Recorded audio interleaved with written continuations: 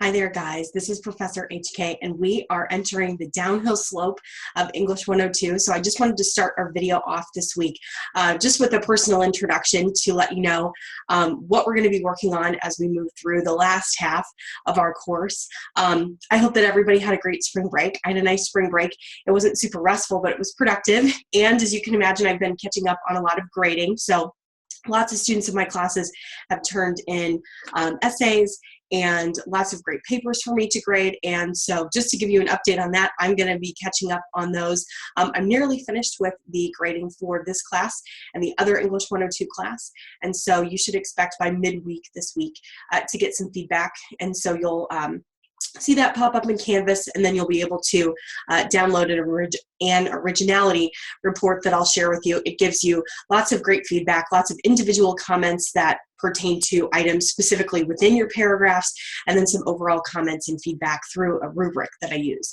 And so expect that in the next few days, but overall, so far as I'm grading, I'm pretty impressed with the things that I'm seeing, and you're definitely demonstrating the skills that you're learning in the class.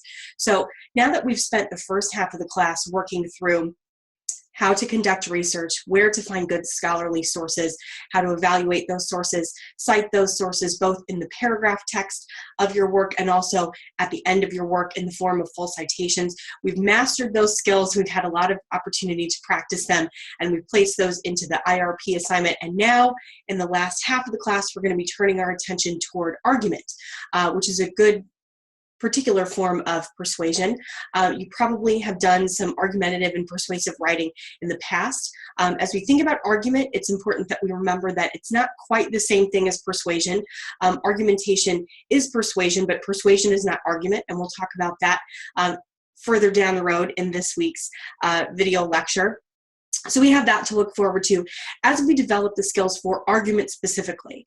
We've already gained those skills that have helped us to find good sources to inform our audiences, and now we want to pivot and develop additional skills so that we can argue effectively using academic tone and without using logical fallacies. So we're going to be discussing those things in the coming weeks as we get started on the ARP assignment. And you'll see in the discussion boards this week when you start with the week 9 discussion board, you'll see that there's some notes that I've left there with regard to double dipping in this class. And I figured that that might also be well explained if I went ahead and led into that here in this introduction. So double dipping in this course refers to using the same topic that you've used for your IRP for your ARP.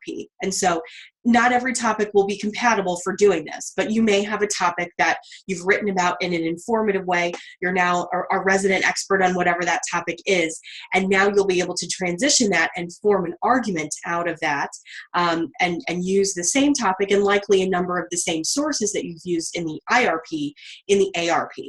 So absolutely you can do that. That is not cutting corners, but I mentioned the availability of doing this and want to be careful about mentioning some caveats. One is that just because you could use the same sources for a work that helped you to inform your audience on that topic, those same sources may not serve you as well if your purpose now is to argue a specific point about that topic. So keep that in mind. You may have excellent, wonderful sources, but they may have been more geared toward the IRP. They may have had lots of information about the topic, not necessarily something that would help you research-wise to make an effective argument. So you'll have to be the judge here, just like you are the judge of source quality, whether or not a source should be carried over if you're going to retain the same topic between the IRP and the ARP.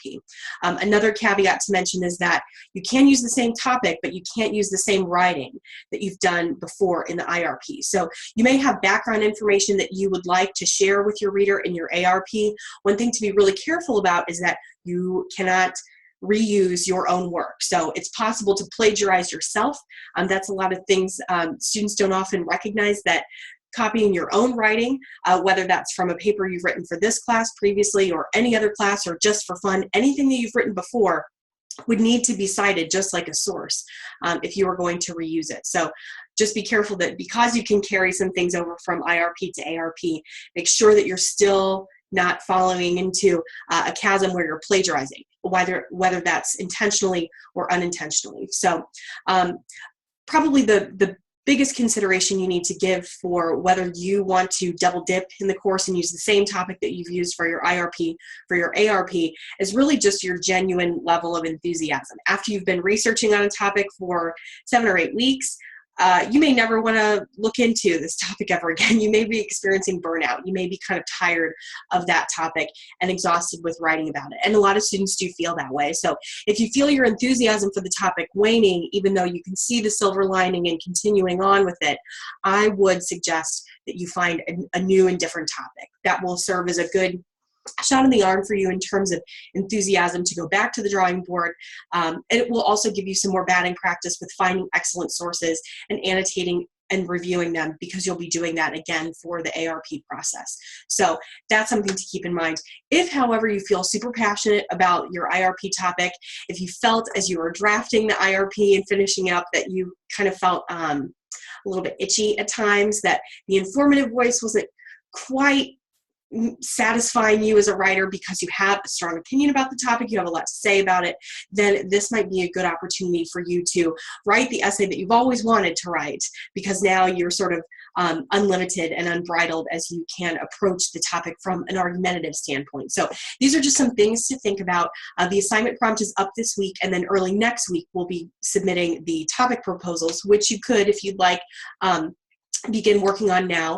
All of the assignments that are associated with the IRP, beginning with the topic proposal, working through the working bibliography, the 2 draft sections, and then the final draft. All of those assignments are outlined in the one document that's already posted on our course page. So don't waste time in reviewing that. You'll see a lot of similarities in terms of how we move through the assignment. It mirrors exactly what we've done for the IRP. So you've done it once, and you can do it again using argument. That's the structure of this course. So there's some notes about that.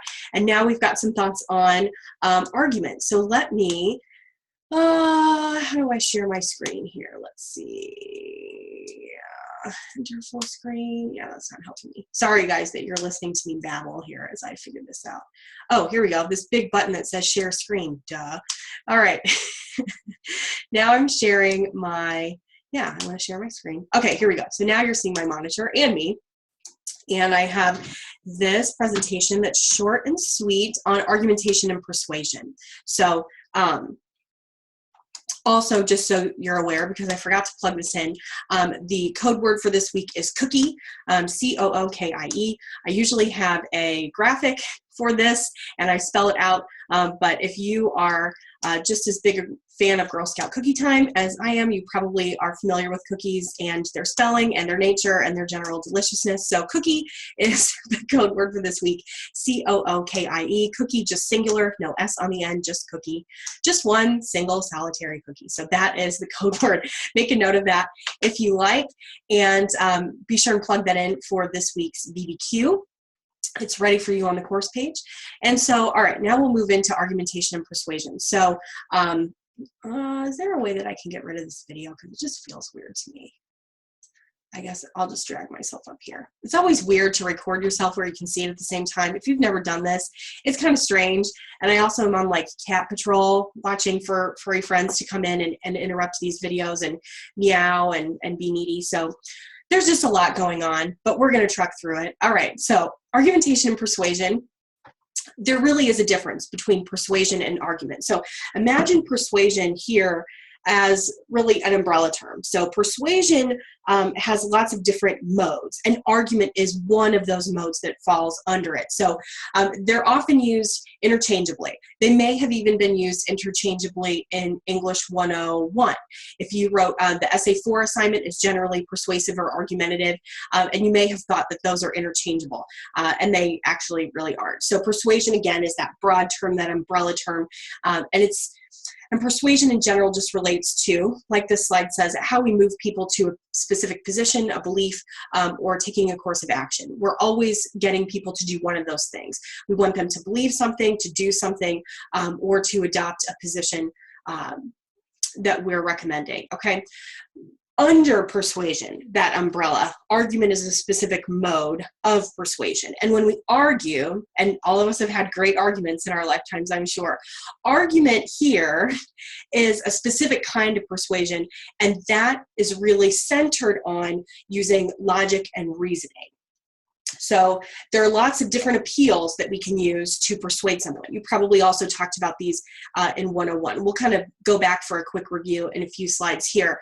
But argument is specifically centered on using the principles of logic and reasoning, which is why we're using scholarly sources. We're conducting research because all of that allows us to make these logical, reasonable, deductive sort of recommendations in what we are arguing. So that's important. So in everyday life, we use argument and persuasion in all kinds of ways, okay? So this isn't a standalone assignment that you should be asking yourself, you know, why am I ever going to be using this ever again? Why would I ever do this? Really, this is a pretty functional skill that you'll use in adult life, that you'll use in professional life. You'll use it forever. So here are just some examples, and we'll quickly go through these because a lot of these are self-evident, but if you're appealing for a grade, if you're going to be gone from class and you'd like a professor to allow you to take a quiz when you return, you're going to be using tactics of persuasion to do this, arguing in traffic court, negotiating things, whether that's the price of a new car, or you're working with a realtor to buy a home, all kinds of stuff. Anything negotiation is clearly going to fall under persuasion, and also by extension perhaps argument. In academic life, here we are right now, and you're going to be arguing your own ideas, your own stances on things. Those you'll be using argument and persuasion for. Engaging others in intellectual debate, particularly as you spot logical fallacies used by people whose arguments you're not quite sure about. You'll sort of develop an app for your ears as we learn about logical fallacies, and you'll start to hear logic patterns and patterns of reasoning a little bit differently once we learn about those. Certainly on the job, you're going to be filling your time with arguing and persuading people to do things. So if you're in a supervisory role, getting people to get on board with things, to listen to your ideas, to feel positive about a change that you're going to be making where in your workplace. Certainly you don't just argue or persuade those who respond to you. You also sort of persuade and argue upward that you are worthy of a raise or a promotion. All of these are argumentative and persuasive points. So, and then in writing, reading, and listening, we use argument and persuasion all the time. We've already been doing this a lot. You probably wrote 5-paragraph persuasive essays in 4th, 5th grade, and have built on those skills since then. What I think is really fun about argument is that it really is not as formulaic as your K-12 experience might have indicated. There really are a lot of ways that you can organize and pattern a persuasive or an argumentative written argument. Speeches can be very, very powerful and persuasive.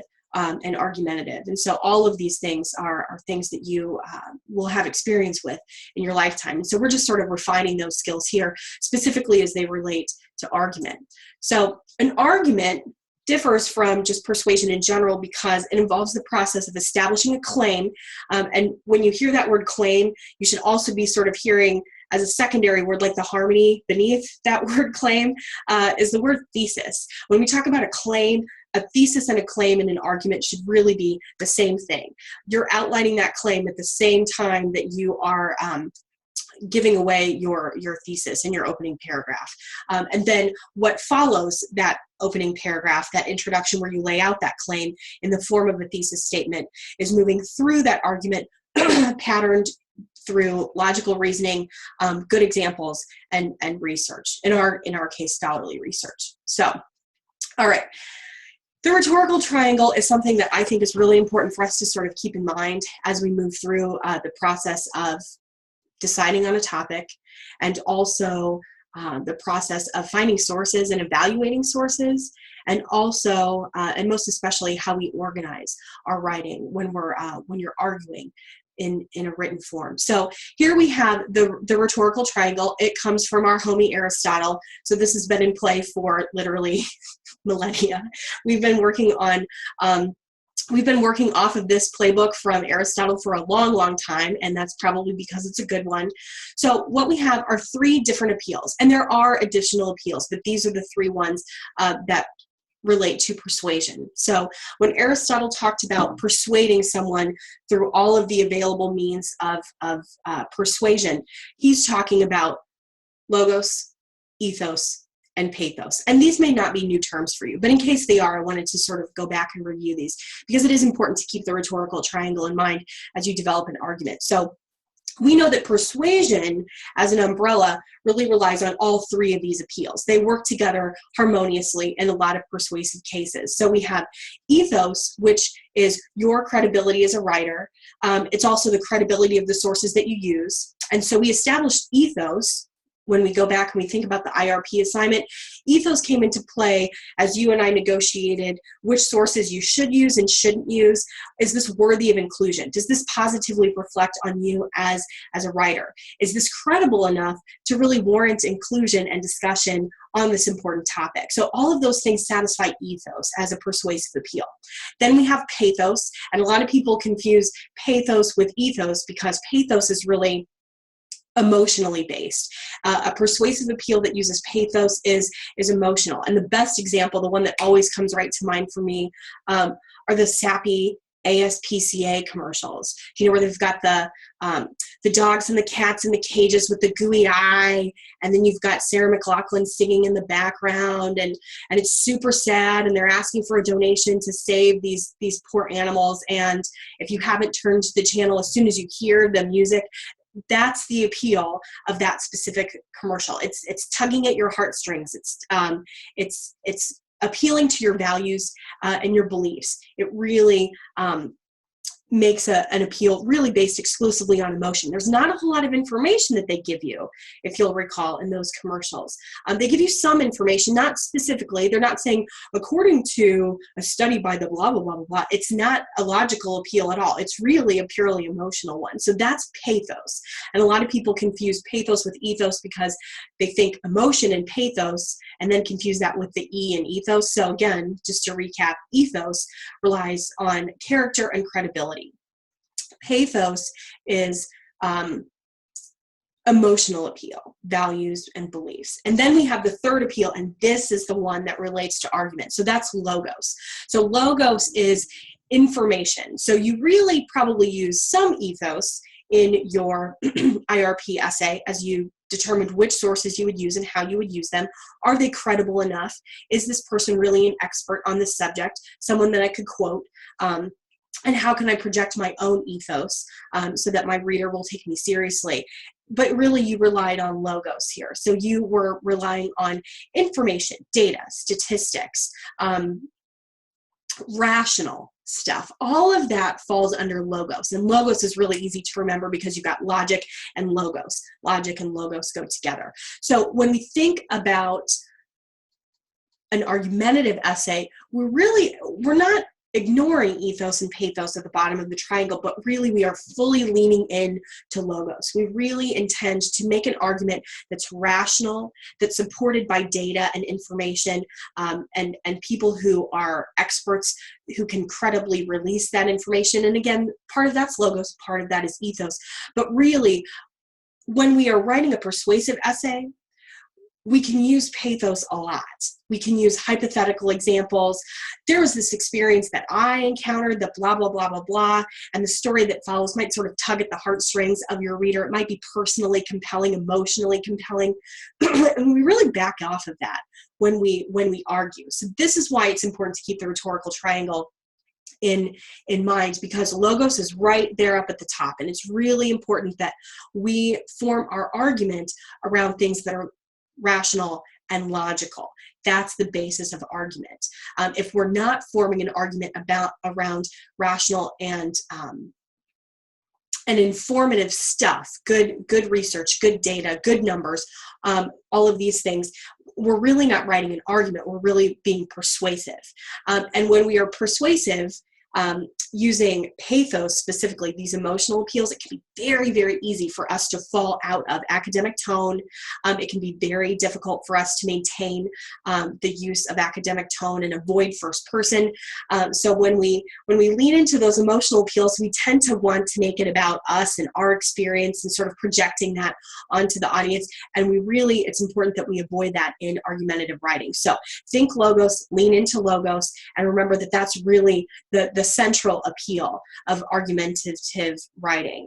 Otherwise, persuasion uses all three, but that's really not the goal here. We're using a specific mode of persuasion, which really leans into logos. So moving forward, when you think about a topic, and this might be where if you're trying to figure out if your IRP topic will work for the ARP, run it through this quick checklist. So is this an issue that's open to debate? Let's think about together, maybe there's a topic that doesn't really have, that pretty much people agree with, okay? Like, I don't know. Oh, when you bring your infant home from the hospital, if you've had a newborn infant, that infant should be placed in a car seat.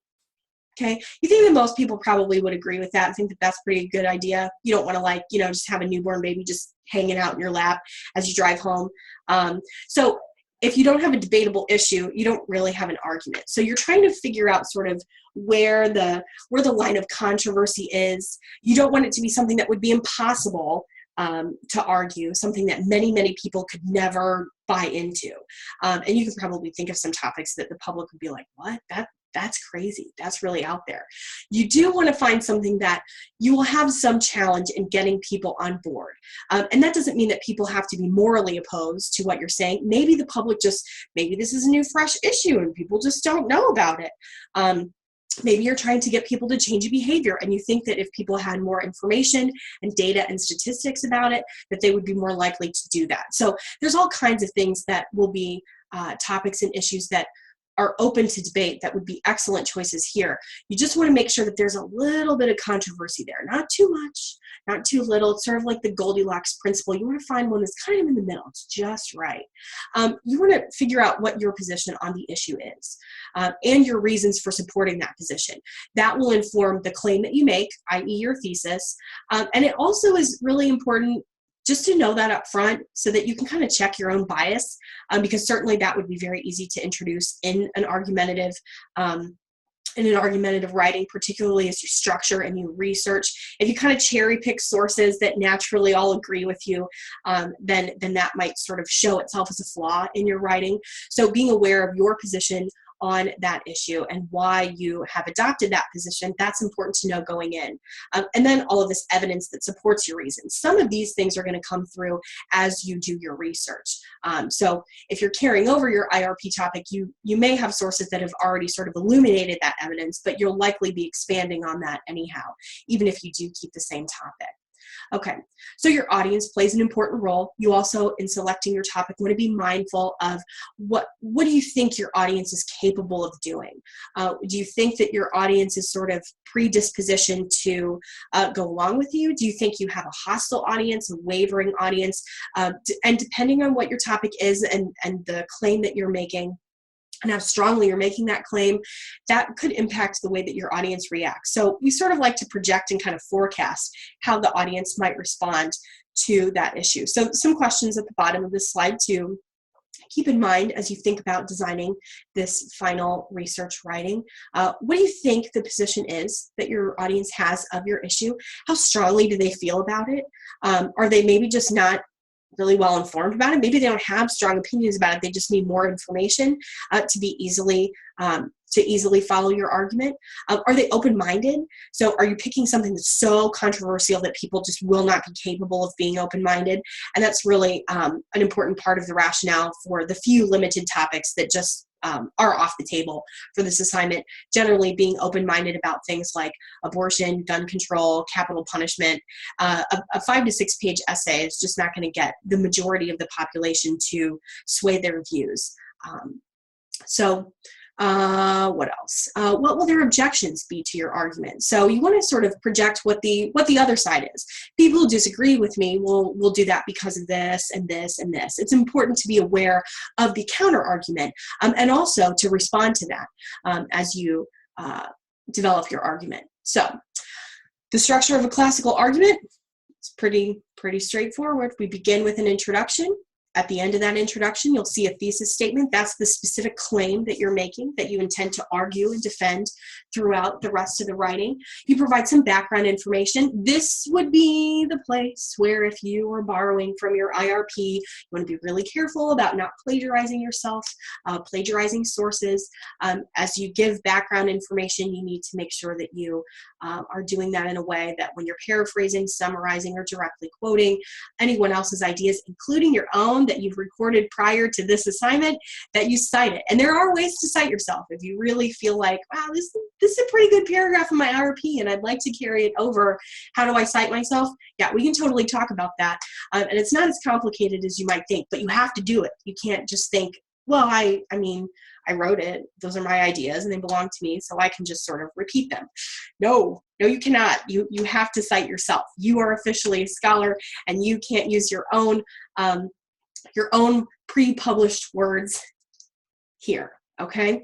After we've given that background information, then we can go into the reasons and evidence. And this will make up sort of the biggest part of your essay, because you will have a lot of reasons and evidence. You've pulled together all of these great sources. You have a lot to say. The experts that you really respect and trust, they have a lot to say about the topic. That's where you'll sort of flesh all of that out. Right before you get to your conclusion, you'll acknowledge the opposing view. This is sort of that counter argument that we were talking about on the previous slide. And you'll notice that this isn't a really balanced, talk about your perspective about 50% of the time and then talk about the opposing view about 50% of the time. No, we're going to stack the deck. We're going to give you the greatest advantage. So about 80% of your text, maybe even more, should really be focused on you and your argument and why you think people should adopt that belief, change that behavior, adopt that position. Okay? So you want to acknowledge the opposing view. That is crediting your own ethos, your own character, your own credibility. People who see you as they read through your ARP and they see that you've acknowledged the other side, it gives your reader the impression, the assurance that you have considered this view carefully from a lot of different perspectives, and this is the conclusion that you've arrived at. So that's really what it serves here. It's just to provide balance and acknowledgement that there are other perspectives on this and what parts of those perspectives may or may not be legitimate, but it should not occupy a ton of page space in your argument. Keep your argument focused on your argument, your claim, and your reasons and evidence to support it. Give a nod to the opposing view, but don't let it sort of become a 50-50 thing. It should not be designed that way. And then you move through a conclusion, which in a lot of ways will recapitulate what you stated in the introduction. So it's probably about the structure that you anticipated and probably one that you followed before. Okay? The thesis statement cannot overstate the importance of a thesis statement. And for this reason, the thesis statement might be something that changes and evolves over the writing process. If you start your ARP draft with the introduction paragraph, I usually like to start drafting with body paragraphs and then do intro and conclusion last, but that's just what works for me. As you design the thesis, you may not love it at first. It may be kind of vague. It may not really kind of pack a punch that you want it to. But that's okay. You can have sort of a working title, a working thesis statement, and then go back and review it later. It is the most important sentence in your paper, and it should be an assertive claim.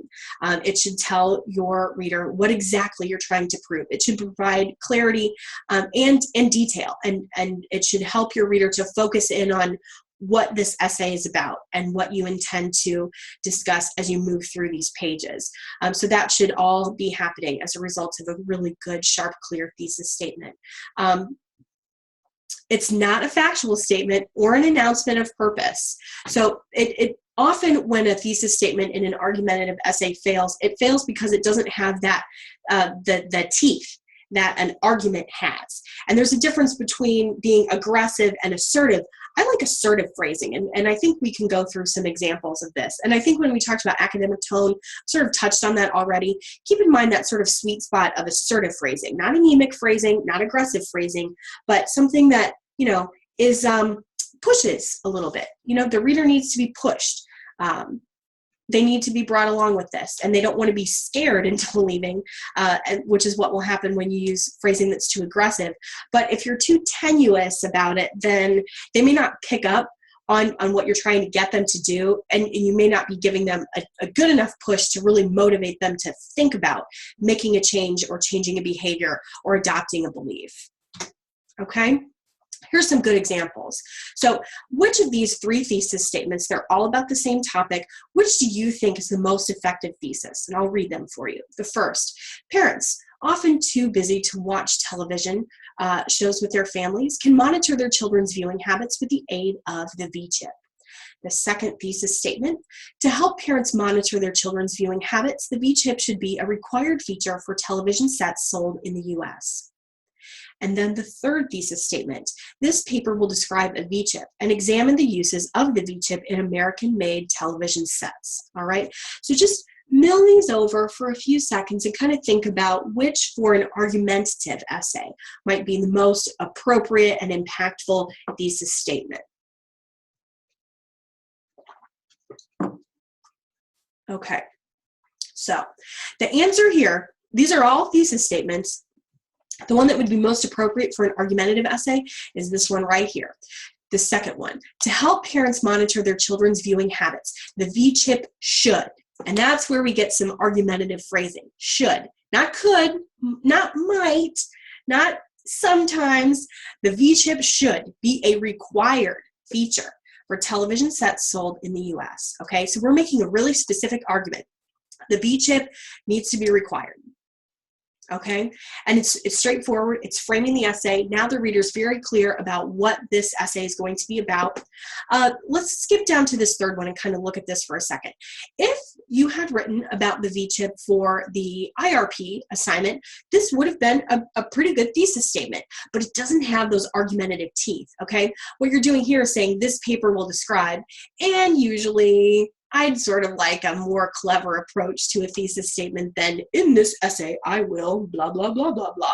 We sort of have that similar pattern going here. So beyond that though, describing a V-chip and examining its uses in American-made television sets, that's an informative thesis statement. That tells us what you're going to be telling us about throughout the essay, but there's no argument there. You're not trying to get us to do anything. You're just giving us information. And then we have this top thesis statement, parents often too busy to watch television shows with their families can monitor their children's viewing habits with the aid of the V-chip, okay?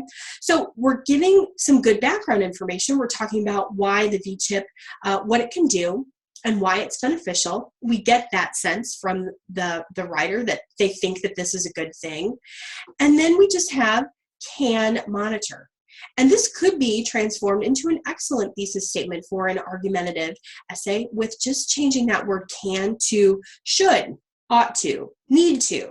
We just need more assertive phrasing here. So parents often too busy to watch television shows with their families should monitor their children's viewing habits.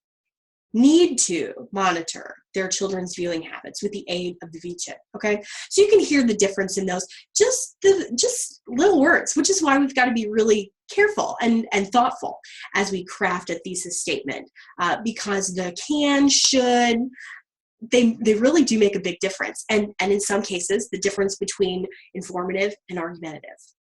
So follow those examples. Think about that as you're crafting your own thesis statement.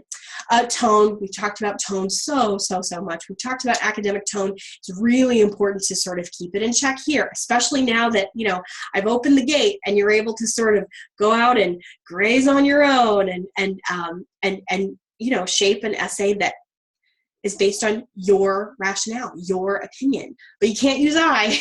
You've got to make sure that what you're writing is consistent with academic tone. So those are the limits that a lot of writers can struggle with this assignment. So think about these. No matter how passionate you are about the issue, no matter how stupid you think people are who don't agree with you, be careful about how you phrase that, using these harsh words.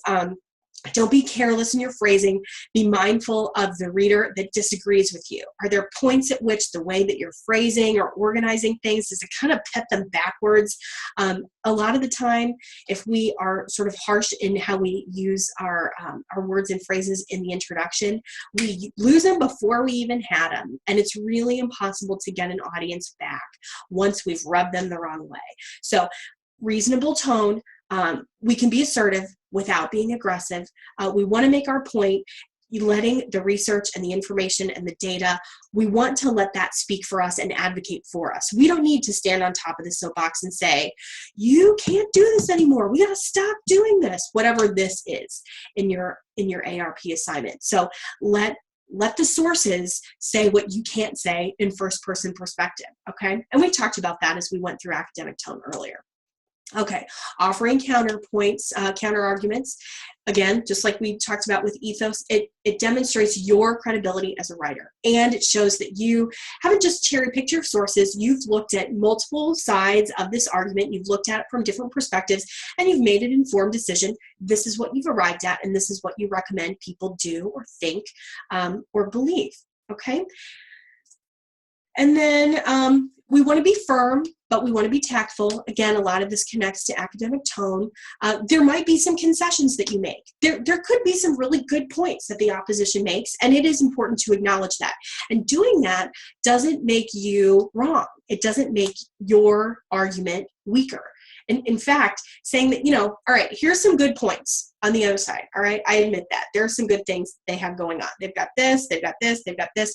All of those are good things to acknowledge. And acknowledging that lends to your ethos instead of detracting from it. Some people think that actually it sort of cheapens your own argument. It really doesn't. It makes you look more fair, and it makes you look more balanced, okay?